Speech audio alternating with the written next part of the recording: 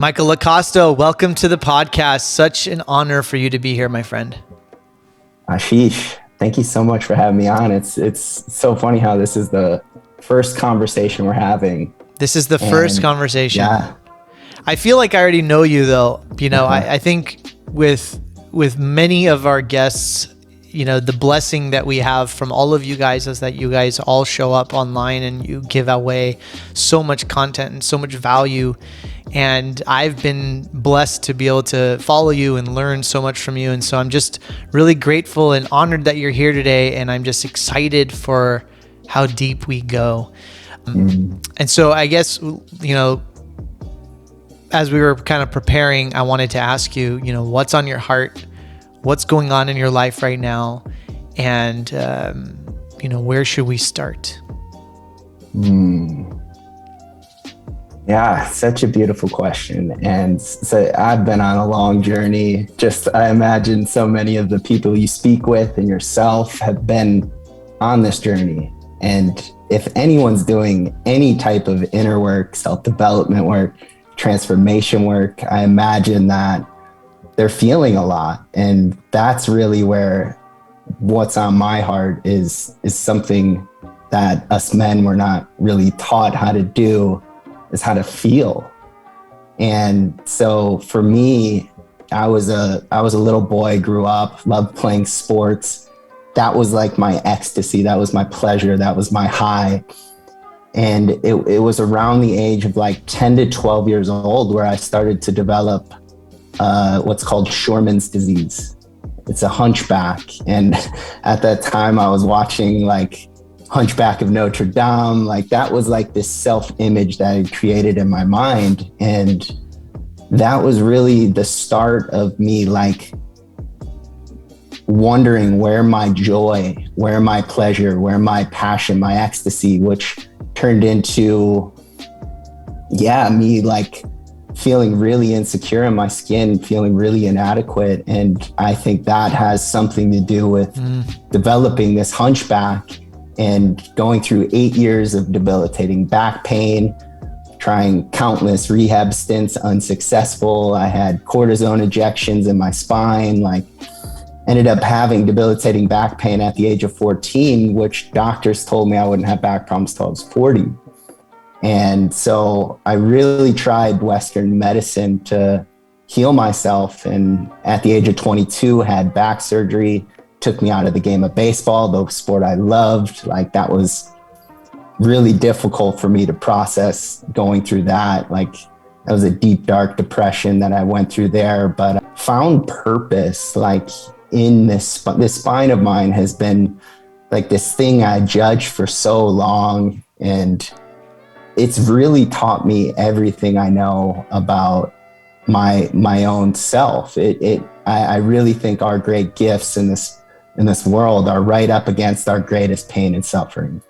So I went off and decided to get in the world of strength and conditioning. So I had this like passion ever since I was a young boy that I'm going to be a strength and conditioning coach, work with athletes, get an opportunity to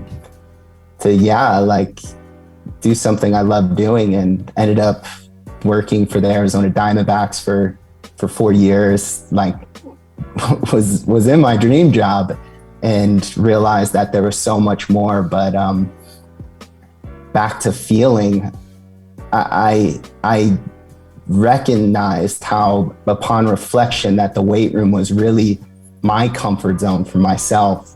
That was the mask I had created for myself, was to be this man with this good looking body, with this cool job, with all these things, all these exterior things that were really blocking the inner insecurities, the inner, I call them self-limiting beliefs that I think are pre-installed when we're younger and we get to experience them. And our job, if we're up for it, if we're open for it, is to free ourselves, liberate ourselves from the programming, conditioning of our younger years. And I know there's some science now to back up how these things start getting ingrained and embedded in our nervous system. So my passion now is to help men find peace and freedom regardless of what they're doing in the world. It's like just by our inherent being, we are worthy. We're beyond worthy. So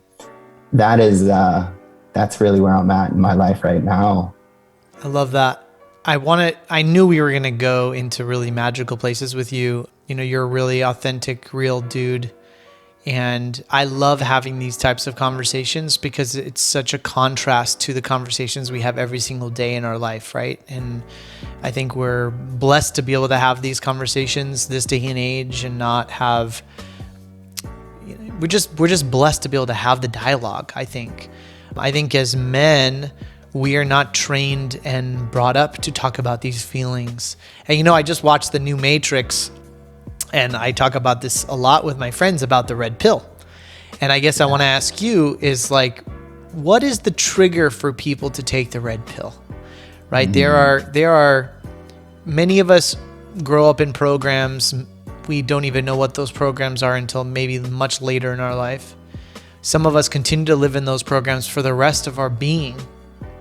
But then there's a few that, I don't want to say get enlightened or get woke. I think those are the wrong words, but are in search of realness or truth or being or stillness or peace or whatever you want to call it, right? And this is not a search for God. I think this is that's a different conversation. I think it's just the search of constant awareness of being. And what do you think triggers that? What do you think is that switch for people to be like, I'm missing something or what have you? What's the right question and what's the trigger? I guess I'm asking. Such a good question. Plus, I can see how you did your research. That's so good. It's such an important question too. And I can only speak from my own experience. I try not to speak for other people. So yeah, when I was 25 years old, I was leaving grad school to go work for the Diamondbacks. I was at the University of Miami working as a grad assistant in the weight room for football and basketball and some other sports. And I met this girl who ironically was the first girl I ever fell in love with. And this time of being with her was so radically different than any other time in my human experience that when she ended up breaking up with me, when she ended up leaving, with it was my ecstasy, with it was my, like this radical experience that I had found myself in. It was beyond anything I had ever created. And when she left, she brought me so many gifts to myself because she really revealed to me how inadequate I felt in my own skin. And I remember a conversation in the car with her, and yeah, we can go here another time too, but like it ended up being like she told me how her ex-boyfriend was better at sex than me. And I'm like, oh boy, I have some stuff to take a peek at. And when she was out of my life, when I started working for the Diamondbacks, they were like this beautiful mirror for me about how I was this sympathetic, dominant, fight, flight, always in this stress response. I mean, drinking 5 cups of coffee a day, pre-workouts, you name it. I was so jittery. I was so uncomfortable in my skin. And for me, it just got to the point where I'm like, all right, enough's enough. Enough is enough. And I started meditating, and it was 10 minutes of headspace. Yes. And I remember my first minor league baseball season, had these headphones in my ear, 10 minutes, I closed my eyes. And I remember just being in a place where I'm like, this has been absent in my life. What is this? I want more of this. And I'd open my eyes and I'd go back out into the world and I'd go do my strength and conditioning job. And all of a sudden that feeling would leave. And I'm like, I'm going to make it my mission to bring this feeling of peace, of just like relaxation, where I could just simply exhale in my body. It felt like this just deep exhale. I'm going to figure out a way to bring this into the world. And I didn't realize how this is like so many of us are playing this game too, of regulating our nervous systems and being able to show up in this calmer, more peaceful, more present place.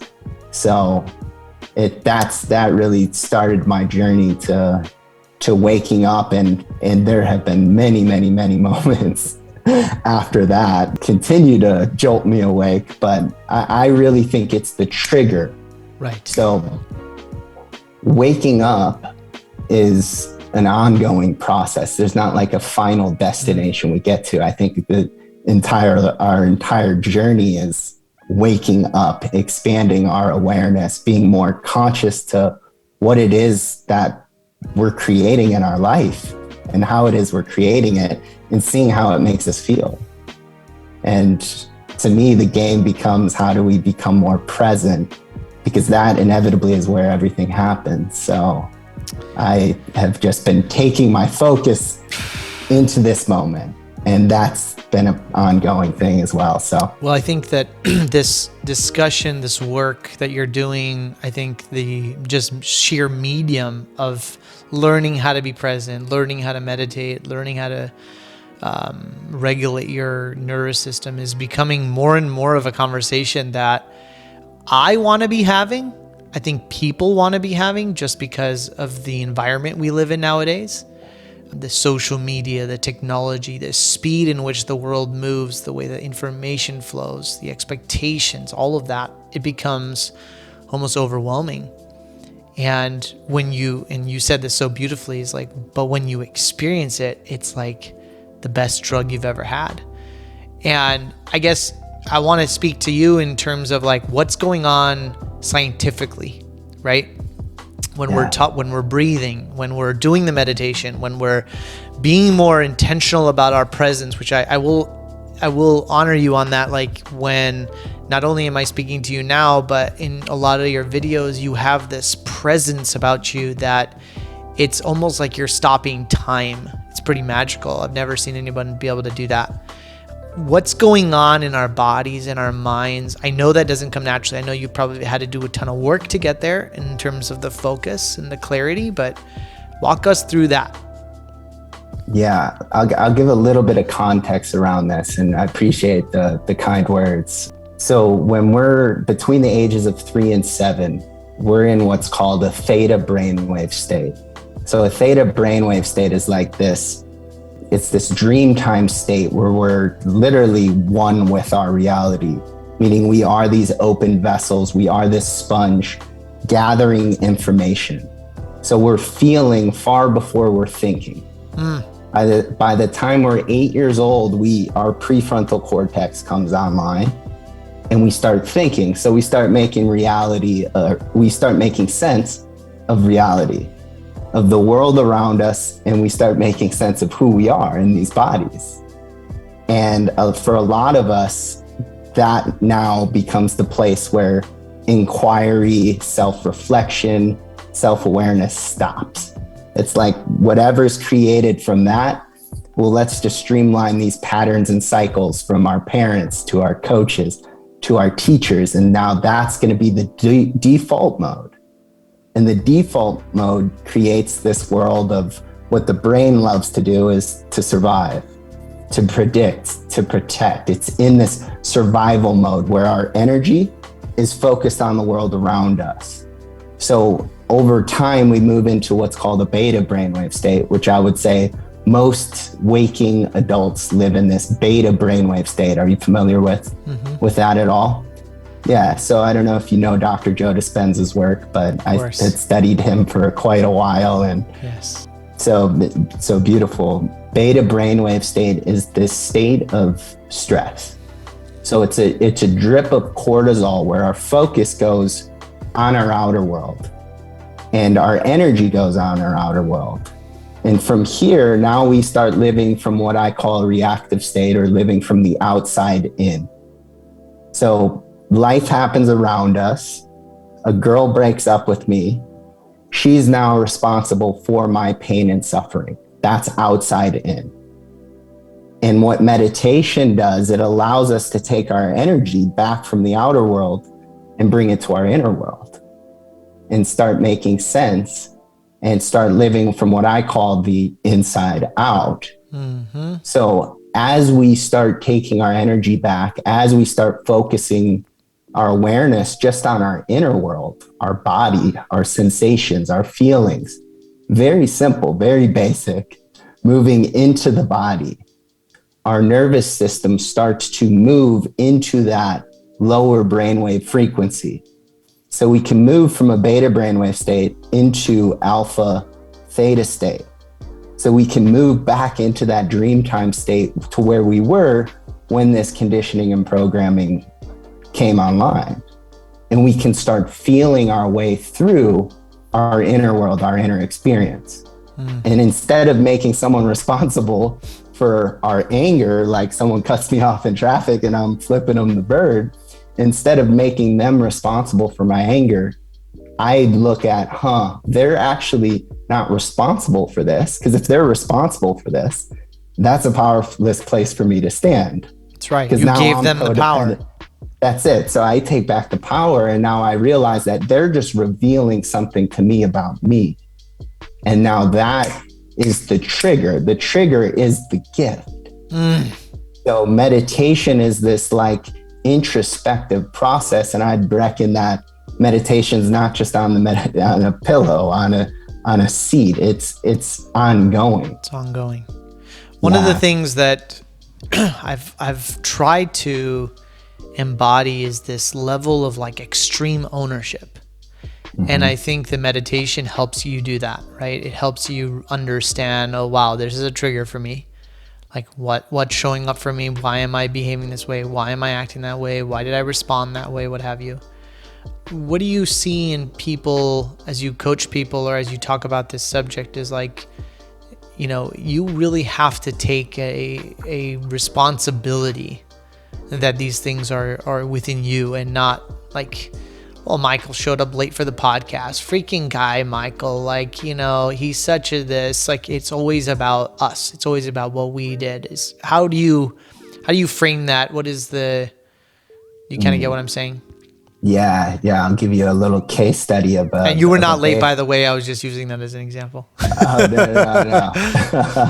no. It's such an important point. So, like, the biggest piece that like I see with the people that I work with is I don't want to say the inability, but it's almost like we're so conditioned to make other things around us responsible for how we feel that the work becomes how do we break free from that and take back our own power. So I'll give you a little case study from one of my baseball players that I worked with who was really struggling. He was 22 years old. He had just came over to our team.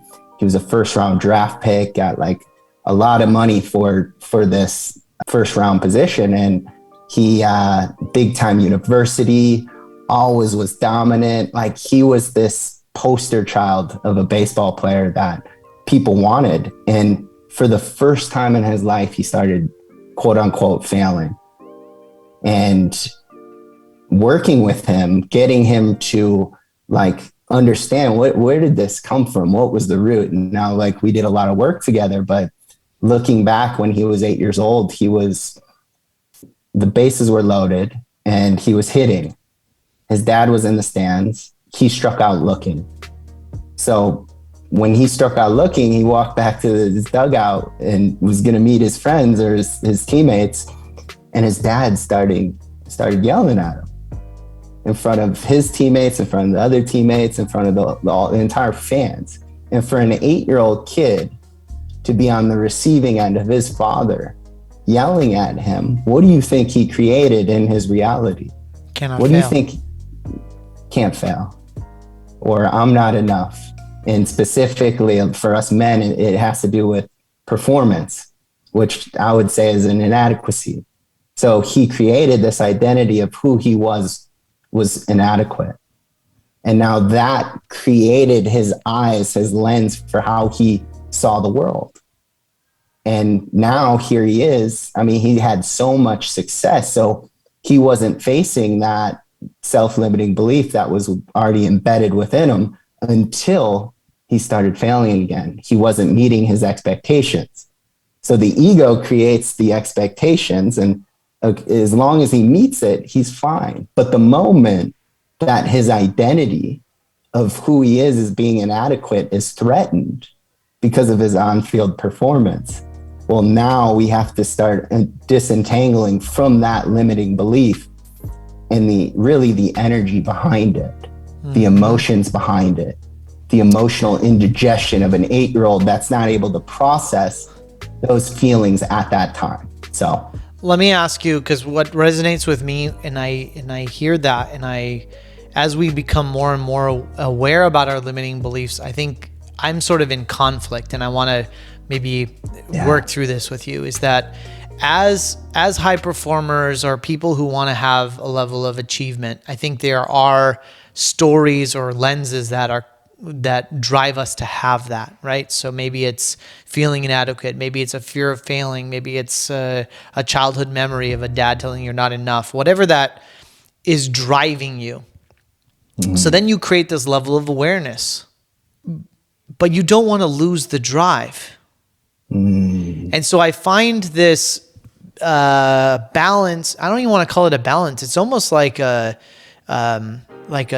contrast. Like you can't have one and the other, like a Buddha in the battlefield type of thing. It's like you can't be ambitious and uber successful and, be the warrior you think you were, and this Buddha of, nothing's going to affect me. I can live in stillness and peace and all that, so there's like this contrast that I think, even me, I believe this, but I'm sure other people think about this as like, well, I don't want to have that choice, dude. I don't want to just say that everything is okay and I love myself and just be in my own little temple over here. I want all these worldly experiences as well, but I don't want them to have the spiritual hold that they used to have on me, perhaps. Does that make sense?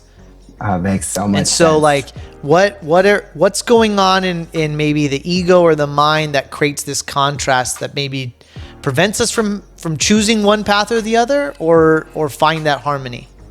So I'll give you another baseball example. Yeah, we had a hitter come over, and he was also struggling at the time.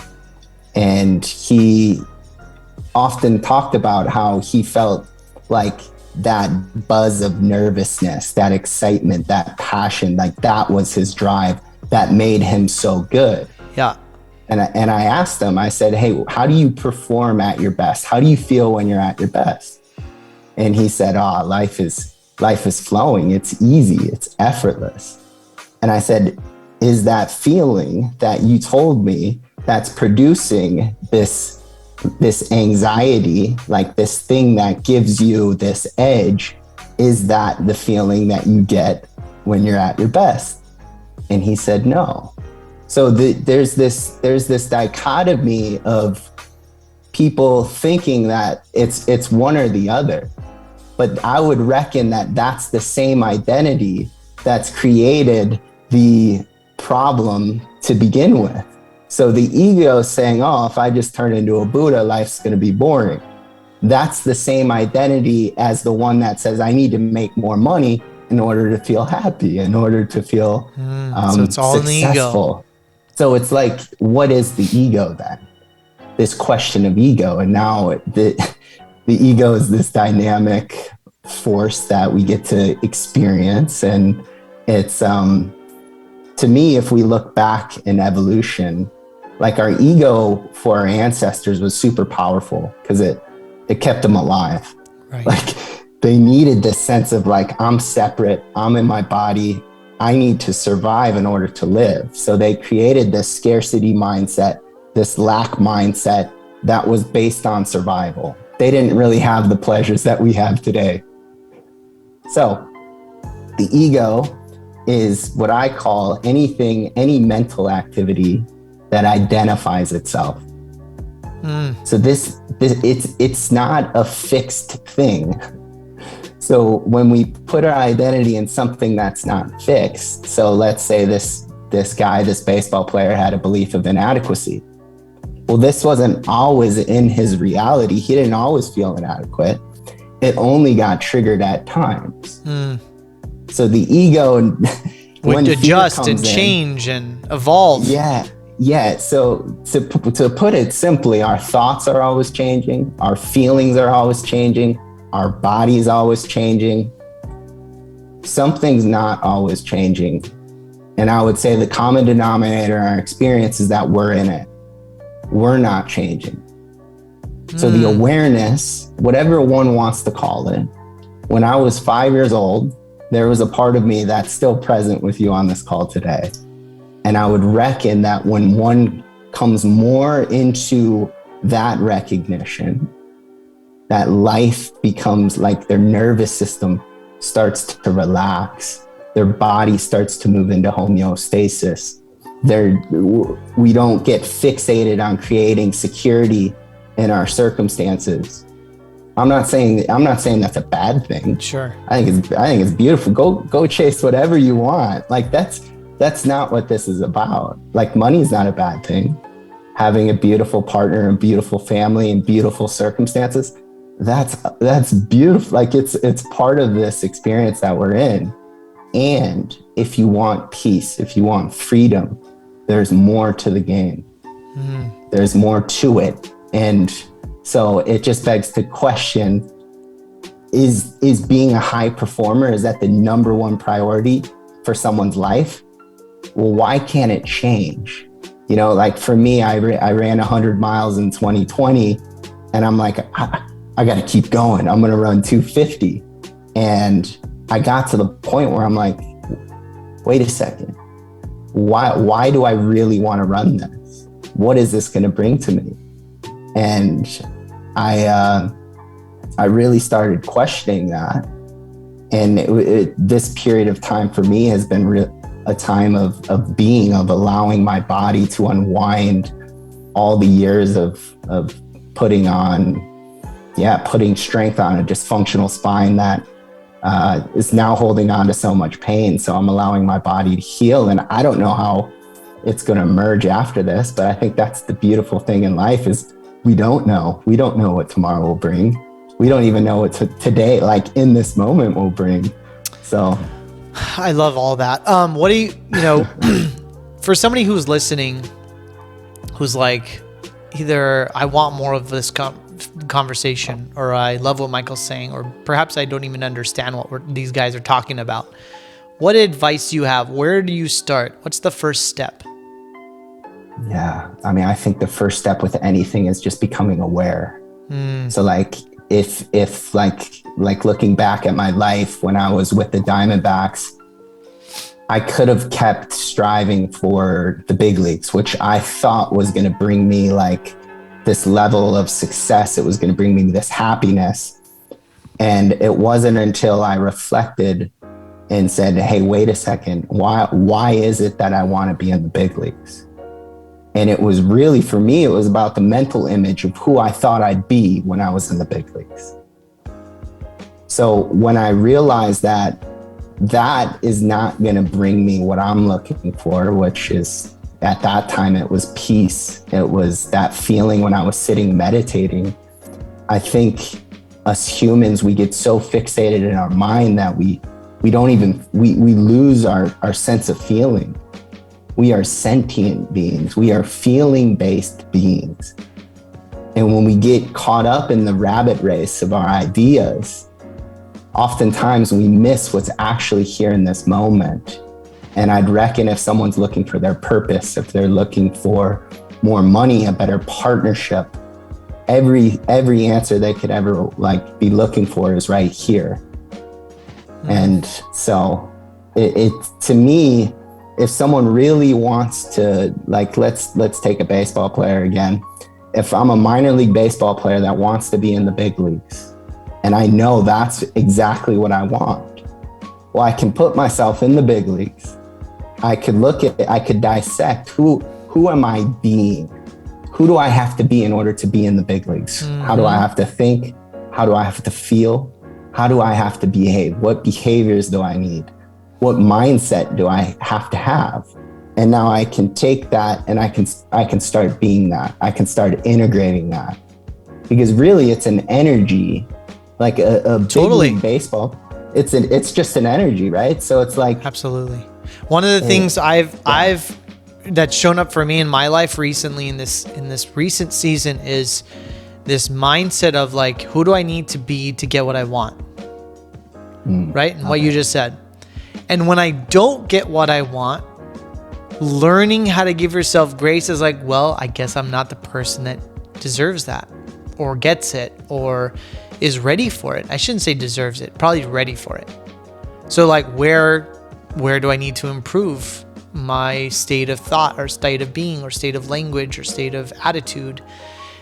And that's been really liberating for me, because I think in trying to constantly expand our consciousness or our life or our experience, we want more, and not for a material more, but more of an experience. If that makes sense. Like a deeper, even meditation you talk about, like, I want more meditation. Well, what do you mean? It's like, I want a deeper meditation. I want it to be more present, more blissful, right? I just want deeper, more. And so, you know, when people ask me like, what do you want in your life? Like, I just want to expand. I just want more expansion, whatever that means. And so you think about like, if I want a better business, or I want a bigger business, or I want a bigger house or whatever, it's like, well, who do I need to be in order to get that? And so one of the things that has shown up for me is like, well, if I don't get what I want, like to go backwards and say, well, I didn't fail. Because I think that was my first thinking. It was like, well, I suck and I failed and somebody beat me out or what have you. But it wasn't that. It was that something within me spiritually, energetically wasn't ready for that. And so like, where do I have to realign again? So being, you know, what you just said was really powerful and definitely showing up in my life right now. And I think a lot of listeners can relate to that, especially with everything that's going on in the world. So beautiful. Thank you for sharing that. What's coming to my mind is one of my mentors and teachers that I met with the Diamondbacks. His name is Peter Crone. I don't know if you're familiar with him, but he says life will present us with people, situations, and circumstances to reveal where we're not free. Yes. So we can want things, right? And nothing's wrong with wanting things. But what's our relationship if we don't get it? Where do we go from there, right? And it can be this place of like, I call it ego versus heart. Or ego versus presence. It's like in presence, in that space of deepening our breath, deepening our senses in the moment, like feeling the ground, becoming more attuned to our body, as our body actually sends, I believe, 80% of the signals from our body to our brain and only 20 to our brain to our body. So it's like our body's actually in charge. I love it. And the more we become present, we start breaking free from these cycles of patterning that have just continually played out. So I'm going to ask you to do something I've never done on that podcast. We have like 10 or 15 minutes. Let's just do this.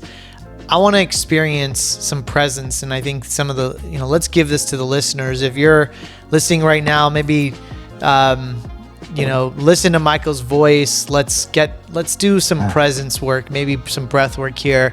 Close your eyes. And if you're driving, maybe pull over. Don't do something while you're driving. But why don't you walk us through maybe a 5 or 10 minute, just how do we get present? Show us how simple it is. And let's just do it right here, man.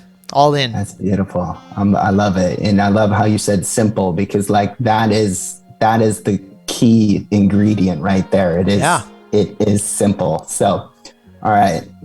Let's just do it. Yeah. If you're driving right now, I want to make sure we cover all the bases. If you're driving right now, please pull over.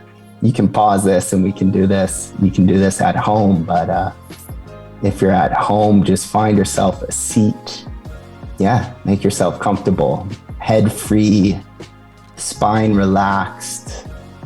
Feel your feet on the ground, preferably barefoot too, if you can, but if not, that's all right as well. And just gently close your eyes. Close your eyes. Sense your feet on the ground. Feel your hips, your glutes on the chair, your low back.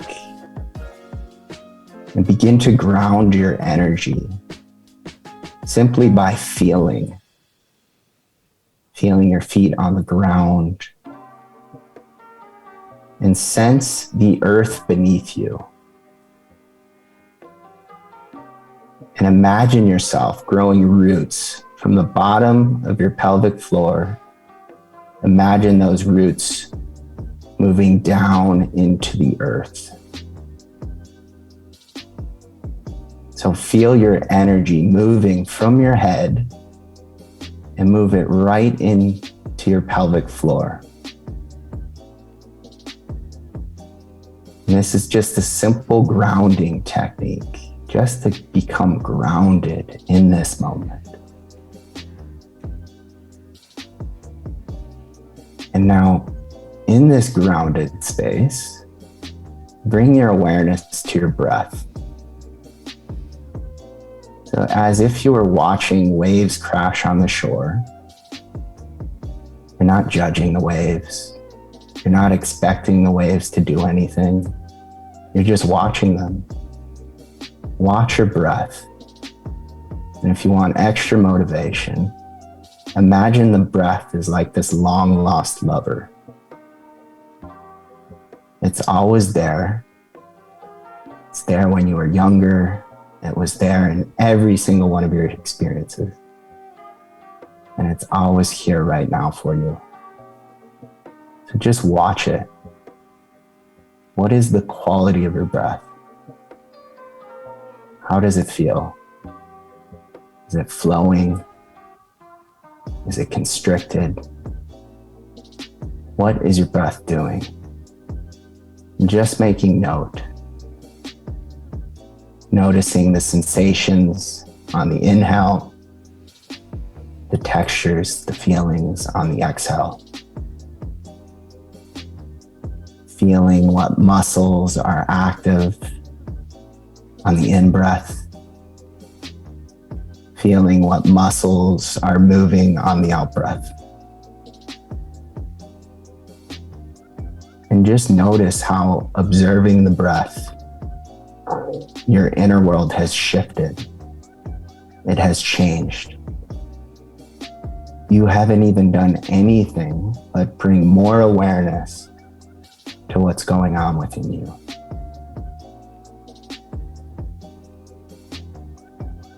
To allow this breath to move freely, to sing its own song, to beat at its own rhythm. And now bring your breath and your awareness into your heart. And as you bring your breath and your awareness into your heart, soften into your heart. So you may feel some tension in your chest. That's okay. Just think about softening, lightening into your heart.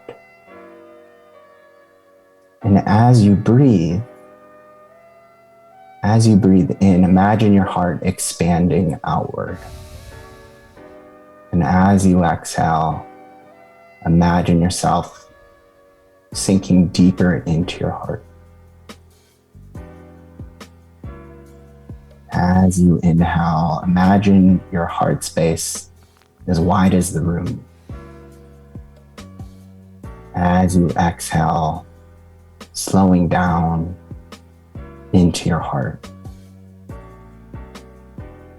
And now breathe as though your heart is as wide as the sky above. Slowly breathing in, slowly breathing out. And just like the sky, thoughts, feelings can show up in the sky. There can be clouds, there can be airplanes, there can be noises. None of that, none of the contents in the sky can touch the sky. Just like you, nothing in your inner world can touch your being. Take a few breaths into that. And notice how just by widening your heart, You feel more present.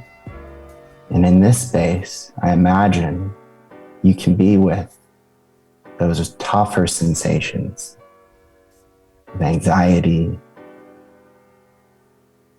of sadness, of anger, whatever's showing up.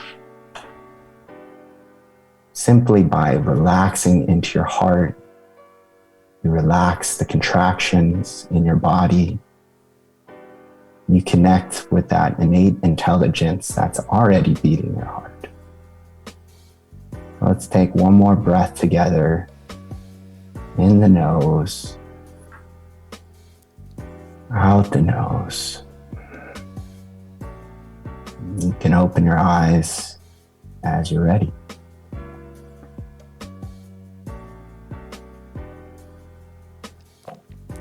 That was awesome. Look at that. How you feeling, brother? I feel present. I feel at peace. I gotta get back into podcast mode, but that was magic, man. I have always wanted to do that on a podcast. I think it's such a, we were doing that for maybe 8 minutes, maybe 7 minutes. So I just want people to experience how fast, how quickly we can become incredibly present. It's almost like you forget what you're going to talk about. You forget what we were doing. You just reconnect and then you can reattack. It's pretty incredible, this work. So I'm just grateful to be able to bring you to this podcast, to be able to have this discussion and have this moment. I guess let me ask you one final question as we wrap up here. For you, Michael, what does it mean to live a rich life?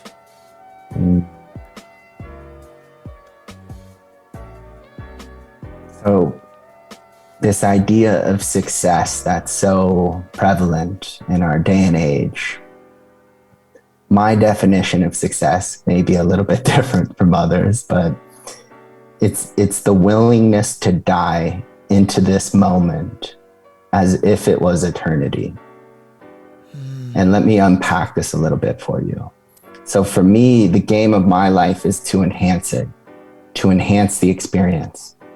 And the only way I know to do that is by being present, by being here, by enjoying what the moment has to offer to me.